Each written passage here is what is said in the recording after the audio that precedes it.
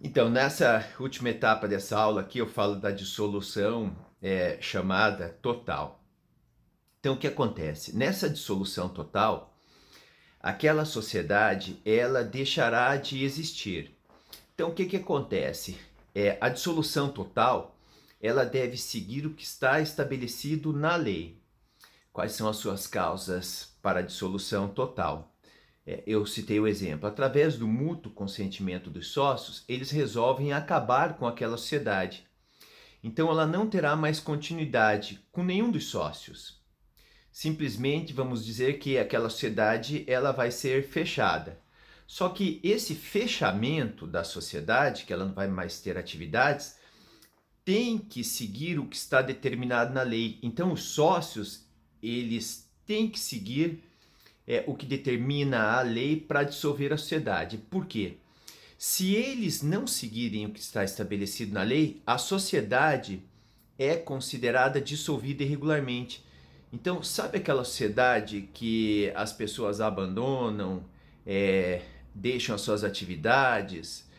O que vai acontecer? Essa sociedade, se ela tiver algum processo de execução, vai um oficial de justiça lá citá-la e ela é considerada dissolvida irregularmente. E daí, quando a sociedade for considerada dissolvida irregularmente, terão algumas consequências.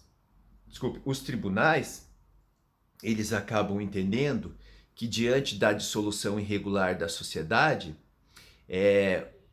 sob o ponto de vista tributário, o seu administrador ele deverá ser responsabilizado. Não é o meu entendimento, mas não vou abordar essa questão aqui. Eu trato dessa questão numa outra apresentação minha, que é referente à responsabilidade legal dos sócios e diretores. Então, o que eu digo aqui é que a lei estabelece como a sociedade vai ser dissolvida. E nesse caso desta dissolução regular, a lei diz que vai ser nomeado um liquidante para fazer o quê? Qual que é o papel desse liquidante? É vender o ativo para pagar o passivo. Isso é claro, quando for necessário. Pode ser que não seja preciso a venda de nenhum ativo, porque a sociedade não tem dívidas. Então, daí simplesmente ela vai ser dissolvida. Então, o que acontece na dissolução? É importante saber. Primeiro, existe ali, então nessa situação que eu estou falando do mútuo consentimento, a vontade de cada uma das partes é a de não continuar mais com aquela sociedade, que aquele instrumento que foi utilizado, aquela pessoa jurídica, não vise mais a busca de lucros para serem partilhados entre os seus sócios. Então nós temos uma primeira etapa aqui, que foi a da dissolução do vínculo dos sócios. Então eles não são mais sócios a partir daquele momento. Mas aquela pessoa jurídica, ela continua a existir.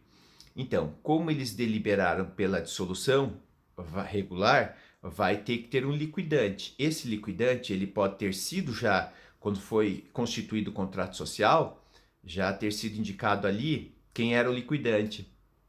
Se os sócios não chegarem a um acordo entre eles, quem que vai decidir?